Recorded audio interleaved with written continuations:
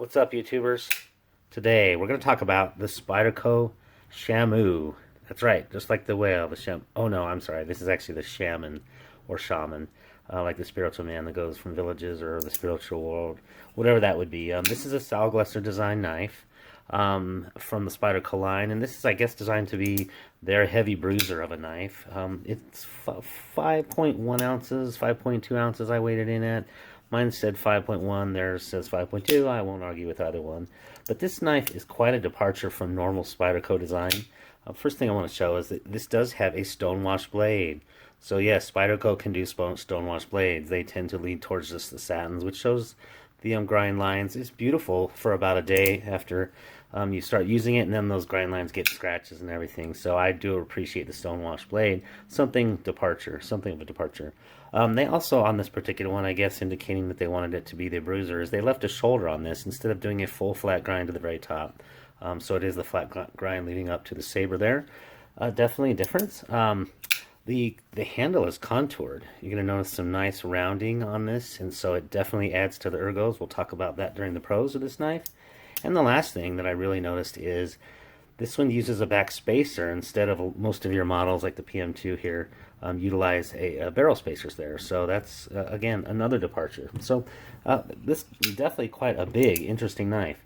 This is a 3.6-inch blade in CPM 30 or S30V steel, so it's a pretty good one. It's very standard for Spyderco. I don't mind it. Everybody says, I wish I had for this price of a knife, being $210. I wish it was in a more premium steel. Well, a lot of people feel that way until they actually have to sharpen it. Everybody loves M390 and CB20CV until they have to sharpen it. Again, this weighs in at 5.2 ounces, quite a beefy one, and in 2021 prices, it is $210. So this is not a cheap knife out there. But for what you're getting, I think it's actually not entirely out of line. Let's go ahead and jump right into the pros of this one. This, again, one of the things I really like about this is it does have a stonewash blade, and part of that stonewashing really softened out this spidey hole. A lot of times with the Seki City and the Taichung Taiwan ones, it'll actually be so sharp and not knocked down that it'll cut you. This one does not impede at all with the ability. It doesn't make it like too frictionless to do that spidey flick, so you can actually still do that spidey flick. Stonewash blade, a great thing. Again, the contoured handles, unlike most models where they're basically essentially just square, even when they're nested, you just have square on those the handles there, or the scales, and these are very nicely contoured, so it makes for some very comfortable grip. A great one. It does have the 4-position pocket clip. So this does not discriminate against left-handers, other than the fact that the compression lock does, generally speaking. But we're going to actually talk about that, because that actually comes into one of the cons as well for me on this particular knife. It does have exceptional fit and finish. I can't find anything wrong with this. There's no lack of centering. This knife is just a smidgen better than I've seen from some Spydercos out there myself. And definitely has the Spyderco fidget factor. You have all your typical methods, other than the just to squeeze the compression lock is a little bit tougher on this one. I can't really do it, actually, and we're going to talk about that other little negative in just a little bit. And actually, I think for a big heavy knife, this actually sits in the pocket pretty nice. I kind of, in terms of other bigger bruiser knives, this one fits almost exactly in the pocket, just like the ZTO 562 tie here. Very similar weighted, similar width on those. Oops, show it this way. But yeah, I found that you don't have the pocket pecker there, and you also, but it is a little bit taller on the blade there. So it's about a wash there in terms of that goes. So really a lot of good pros going for it. The one thing I would say is the the size profile. Really, the one thing I want to add to that is that for nested liners, and these liners are nested in, they're full liners. It's quite slim, and for maintaining this beefiness with those nested liners. And of course, you can also see that they do have a little bit thicker of a lock on the compression lock there. So on the cons, I would definitely say this is not the greatest glove. It's sold as a hard use knife, but let me go ahead and pull out my glove here and just to kind of demonstrate it. It's not the greatest. It's not the worst. I can go ahead and functionally operate that. It takes a little bit of manipulation. And again, the compression lock having such a small area, isn't the best, but you can release it and then push the blade back. So this particular one does work well, but I would definitely say in terms of like comparisons, it's nowhere in league with the Manix XL with that ball bearing lock. So, you know, not a terrible thing, but for a heavy use knife, I'd say it's a little bit weaker in you know, compared to use with gloves. It is a super thick blade. This one is actually the same thickness I found, 0.14, as the Spyderco PM2. Oops, there we go. But it is essentially the same blade stop thickness, but they didn't really do much to thin this one out. This particular blade is in fact the Tanto PM2.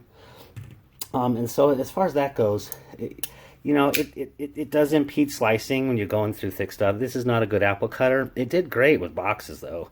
So in terms of that, it does cut well enough, but I think it is still kind of one of a small negatives. They could have done a little bit more on that particular, on the thick part of the blade there. And then the last thing that I'm going to talk about is really the ricasso nubbin from hell. And that's just this little bit right here. This is the piece that when the knife gets put away is the one that after about 5 redeployments of this, that's going to whack you. And that actually is not overly comfortable. Now, you know, you might say, hey, well, this is designed to be a thicker use, and that it adds to the front choil. Well, you know, that being said, this front choil works just fine on the PM2, but let me try to line those up. That little nub on there on the PM2 is tiny compared to this Shaman. Also, even this XL2 of the Manix, you take a look at that, maybe side by side on those. And this nubbin is really, really small, and yet entirely functional. You're not going to slip forward on that one either. So I would disagree that this, I'm going to call it the ricasso piece. This does not need to be so large. This can actually be knocked down, I think. You know, in fact, if we bring it over here, you see that we can knock down essentially almost all of that, and you still would have enough defense. So let me go ahead and reverse the orientation, but you'd still have enough defense of your fingers on this thing. That may be one of those aftermarket things or after action things that I do. You know, so definitely one of the negatives, and probably for me, in fact, it's the only thing that essentially makes this, you know, for me, almost flawless. This overall, you know, jumping into that, I would say for me, this is almost a perfect knife. I do like a little bit heavier, beefy one these days. I used to like 3.25 inch knives. I'm actually leaning towards the 3.5 inch. This is a 3.6 inch blade. So really close to that. And so, you know, if you want something a little bit heavier use, even though I will say, taking a look at that tip, it's not necessarily going to probably be as strong. In fact, let me show one more tip. I kind of forgot about this on the negatives, but being the PM2 Tanto, you'll notice that it actually is a little bit beefier at the tip there. And I've actually used this PM2 and poked through some fairly substantial metal. It did dull it, but I think it would be more capable in terms of use if you're looking for kind of, you know, piercing or stabbing of some kind of hard surfaces. Back to the overall, it is a decent heavyweight knife. I love it. It doesn't carry too big. It is quite heavy, but for myself, I've actually decided to keep this one definitely and to upgrade it into some sharp dress knives. Some of these carbon fiber Arctics, I think the fat carbon Arctic Storm or whatever scales. So I'll be doing that and posting that soon. Hope you found this quick review useful. If you did, go ahead and like and subscribe, and have a great day. Take care now.